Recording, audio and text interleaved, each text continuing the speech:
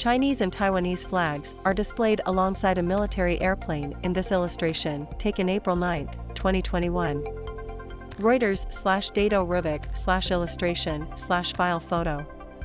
Washington, December 15, Reuters, Taiwan will deepen economic ties with Lithuania in a cycle of goodwill as it faces pressure from Beijing, Taiwan's de facto ambassador to the United States said on Wednesday, after Lithuania's diplomatic delegation hastily departed China.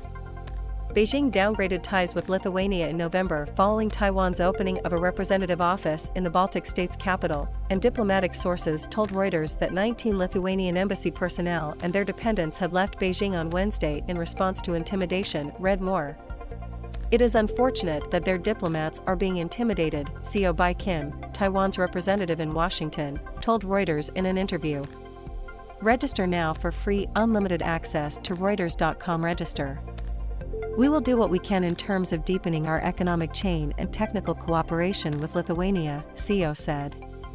The way we see our partnership with Lithuania, it's a virtuous cycle of goodwill and supporting each other. Lithuanian authorities said the embassy would operate remotely for the time being. They have complained of efforts by China to punish Lithuania, including pressuring multinational corporations to not work with Lithuanian companies, following Vilnius' decision to enhance engagement with self-ruled Taiwan, which Beijing claims as a province.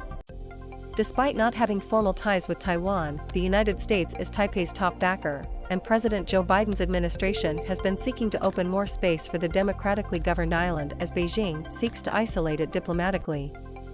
Asked if Taiwan still wanted the United States to allow it to symbolically upgrade the name of its presence in Washington from an economic and cultural office to a Taiwan representative office, Co said, "It's the hope and dream of many people of Taiwan that we can be called by our normal, proper name, and it's something that we will continue to communicate with our American partners."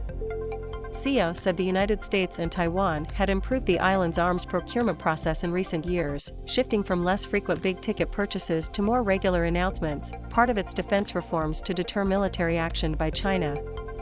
What has happened in the last few years is that the U.S. reviews our needs on a case-by-case basis. So, there is no intention to kind of group everything into a political calendar or convenient time, Co said. She said this was not intended to be less offensive to Beijing, which demands Washington end its weapons sales to Taiwan, but to more quickly respond to the island's needs.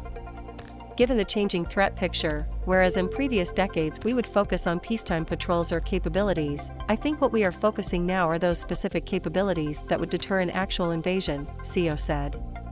Despite stepped-up support for Taiwan from Washington, a video feed of a Taiwanese minister, Audrey Tang, was cut at Biden's Democracy Summit last week after a map in her presentation showed Taiwan in a different color to China, which could be seen as being at odds with Washington's One China policy.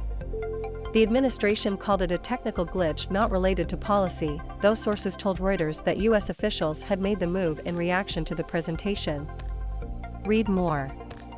Co reiterated that the U.S. government had told Taiwan it was a technical mistake, adding that it had worked with the U.S. government after the incident to upload Tang's full presentation to the summit website.